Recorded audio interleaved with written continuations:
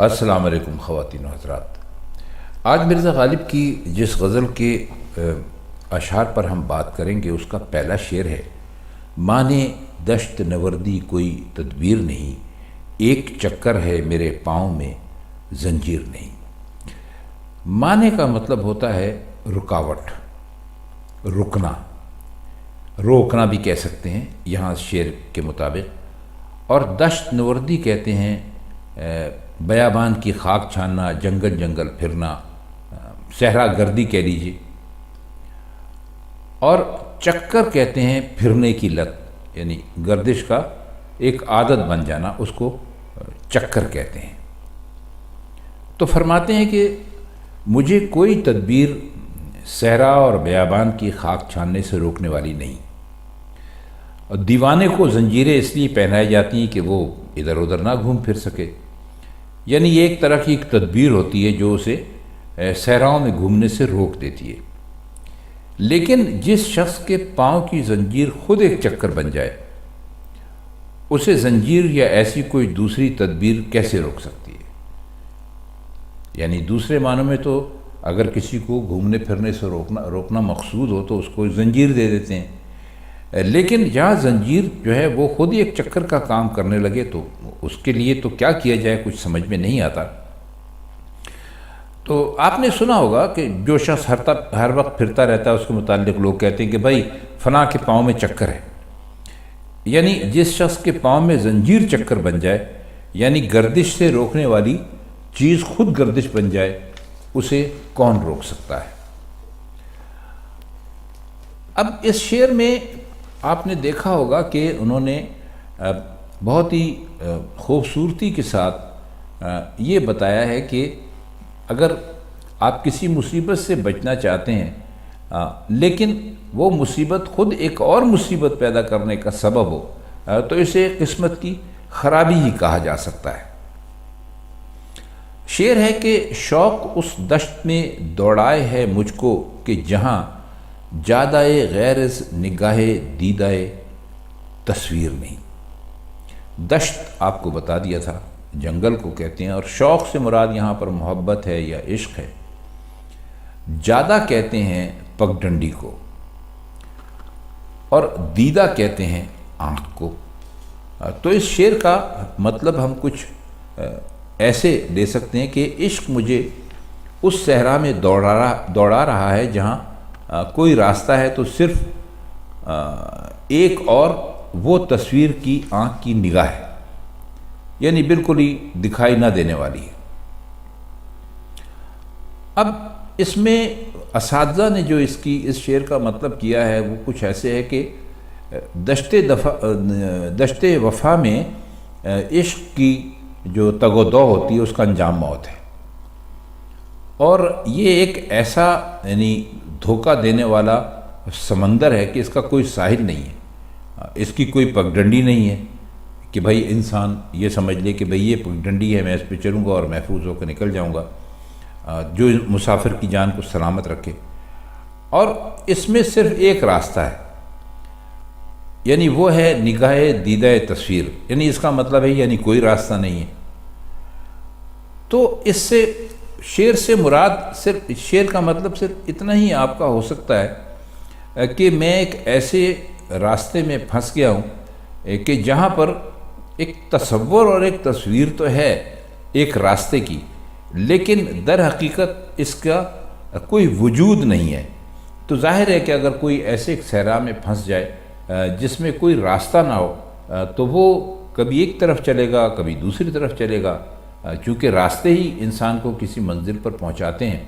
تو جب راستہ ہی نہیں ہے تو ظاہر ہے کہ اس کو کبھی منزل نہیں ملے گی، اور وہ اس ریگستان سے یا صحرا سے یا دشت سے کبھی نکل نہیں پائے گا۔ تو انہوں نے اس کا ہی تذکرہ اس شعر میں کیا ہے۔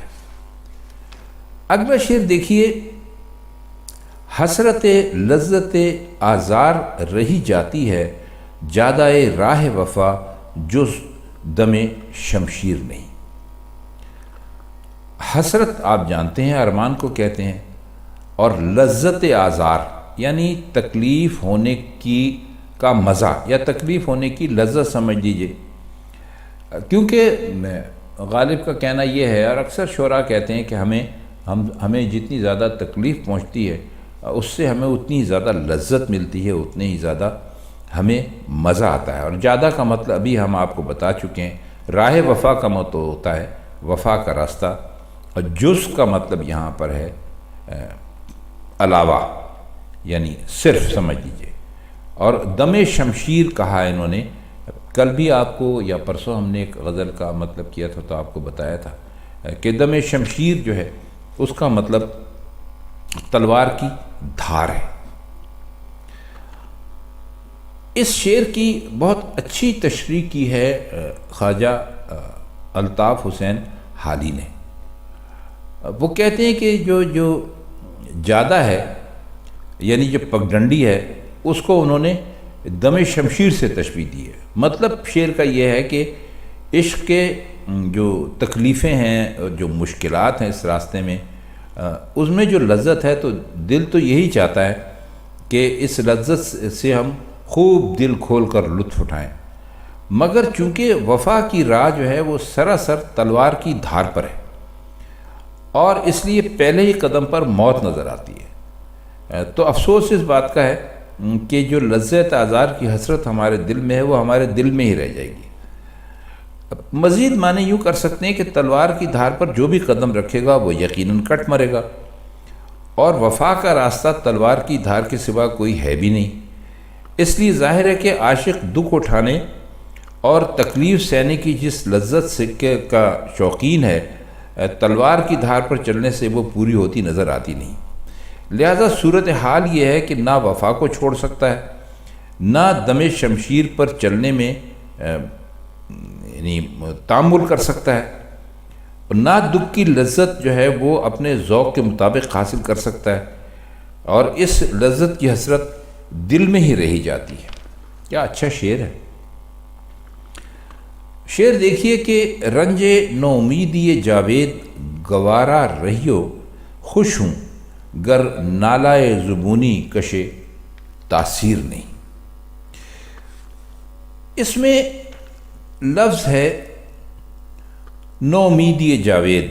جاوید کہتے ہیں ہمیشہ زندہ رہنے والے کو، اور نو امیدی کا مطلب ہوتا ہے نا امیدی، اور نالائے زبونی کہتے ہیں، اصل میں زبونی کا مطلب ہوتا ہے بے بسی، لاچاری، عاجزی۔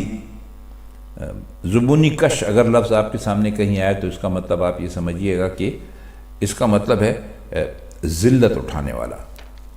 تو آپ چلتے ہیں، دیکھتے ہیں کہ شعر میں انہوں نے اس میں کیسے اس کو استعمال کیا ہے۔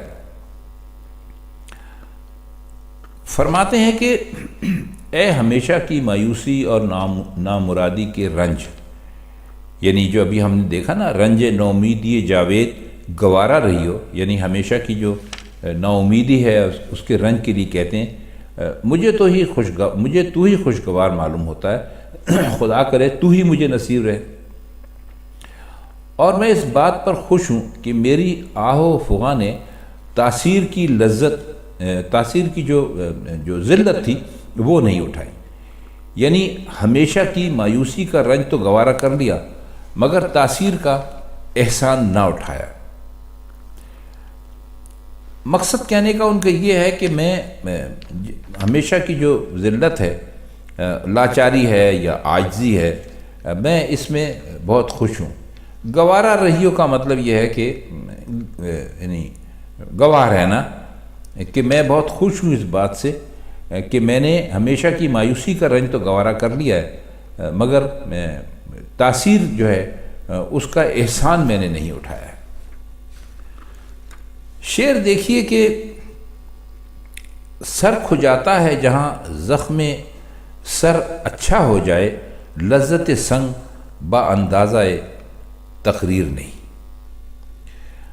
لذت سنگ کا مطلب ہے، ویسے تو اس کا مطلب آپ دیکھیں تو پتھر کی لذت ہے، لیکن یہاں لذت سنگ سے مراد جو آپ کو جب چوٹ لگتی ہے، پتھر جب لگتا ہے اس کی جو چوٹ لگتی ہے، تو کہتے ہیں کہ وہ اس میں مجھے ایک بہت ہی لطف محسوس ہوتا ہے، بہت ہی اچھا لگتا ہے۔ تو کہتے ہیں کہ سر کا زخم اچھا ہو جاتا ہے تو سر کھجانے لگتا ہے، یعنی اسے پھر یہی آرزو ہوتی ہے کہ بھائی پتھر مارے جائیں اور وہ پھر اثر نو زخموں سے چور ہو جائے. اور پتھر کھانے میں ایسی لذت ہے کہ اسے لفظوں میں بیان نہیں کیا جا سکتا. تقریر کا لباس نہیں پہنایا جا سکتا. تقریر کا لباس پہننے کا مطلب ہے کہ جو بات چیت ہوتی ہے اس میں ہم اس کو لفظوں میں بیان نہیں کر سکتے. اب سر کھجاتا میں ایک خوبی کا پہلو یہ بھی دیکھیے کہ جب زخم اچھا ہو جاتا ہے اور کھرن بن جاتا ہے تو اس مقام پر زخم میں کھجلی شروع ہو جاتی ہے، اور اس کھجلی کو بعض لوگ سمجھتے ہیں کہ بھئی زخم اب بھر گیا ہے اس لیے یہ کھجلی ہو رہی ہے. تو وہ سر کھجاتا ہے کا جو انہوں نے استعمال کیا ہے یہاں پر وہ اسی کے لیے استعمال کیا ہے. شعر ہے کہ جب کرم رخصت بے باکی و گستاخی دے، کوئی تقصیر بجز خجلت تقصیر نہیں. خجلت کا مطلب ہوتا ہے، خجل ہونا آپ نے سنا ہوگا، اس کا مطلب ہوتا ہے شرمندہ ہونا، اور تقصیر کہتے ہیں قصور کو. تو فرماتے ہیں کہ جب محبوب کا لطف و کرم اور بے باکی اور گستاخی کی اجازت دے تو سمجھ لینا چاہیے کہ کوتاہی پر شرمندگی کے سوا اور کوئی کوتاہی نہیں. مطلب یہ کہ جب محبوب نے عذرائے مہربانی اجازت دے دی کہ تم جو کچھ کرنا چاہتے ہو کر لو، تو جو بھی اس اجازت سے فائدہ اٹھانے میں دیر کرے گا وہ گناہ گار ہوگا، کیونکہ اس نے محبوب کے کرم سے فائدہ نہیں اٹھایا. شعر میں اصل میں اس حقیقت پر زور دیا ہے کہ اصل شے محبوب کی رضا اور اس کی خواہش ہے، اور گناہ وہی ہے جو محبوب کی رضا کے خلاف ہے، یعنی اس کی مرضی کے خلاف. تو جن امور کو اس نے از راہ لطف اور نوازش گناہوں سے خارج کر دیا تو ان کا نہ کرنا یقیناً گناہ سمجھا جائے گا. مطلب وہ یہ کہہ رہے ہیں کہ جن چیزوں سے روکا گیا ان سے تو آپ رکیں، لیکن جن چیزوں سے روکا نہیں گیا اگر آپ ان سے اپنی طرف سے رکنے کی کوشش کریں گے تو پھر آپ گناہ گار سمجھے جائیں گے. مختہ ہے کہ غالب اپنا یہ عقیدہ ہے کہ بقول ناسخ آپ بے بہرہ ہے جو معتقد میر نہیں. اب اس شعر میں آپ کو جو الفاظ کچھ تھوڑے سے مل رہے ہیں مشکل، اس میں عقیدہ کا مطلب یہ کہ بھئی ہم تو اس بات پہ یقین رکھتے ہیں، اور بقول ناسخ یعنی ناسخ جو تھے، جو شاعر تھے، اس اساتذہ میں شمار ہوتا ہے کہ وہ ان کے مطابق کہ بھئی جو میر کا معتقد نہیں ہے، میر غالب سے پہلے گزرے تھے، وہ بھی اساتذہ میں شمار ہوتے ہیں. معتقد کا مطلب ہوتا ہے اعتقاد رکھنے والا، لیکن یہاں پر جو ماننے کے معنوں میں آپ اس کو سمجھ لیجئے. تو فرماتے یہ ہیں کہ غالب ناسخ کے قول کے مطابق ہمارا بھی یہ عقیدہ ہے کہ جو شخص میر تقی میر سے کا معتقد نہیں ہے، یعنی عقیدہ نہیں رکھتا، عقیدت نہیں رکھتا، وہ دراصل شاعری سے خود بے بہرہ ہے، یعنی اس کو شاعری کا کچھ پتہ نہیں ہے. تو فرماتے یہ ہے کہ میر سے عقیدت ہر شاعر کے لیے یا ہر سخنور کے لیے لازم ہے. یعنی ایک طرح سے مرزا غالب نے اس شعر میں میر تقی میر کو خراج تحسین پیش کیا ہے. تو خواتین حضرات، یہ تھی آج کی مرزا غالب کی غزل، اور اب آپ کے لیے ہم مرزا غالب کی کوئی اور غزل لے کر انشاءاللہ اگلی محفل میں پھر حاضر ہوں گے. تب تک کے لیے ہم چاہتے ہیں آپ سے اجازت. اللہ حافظ.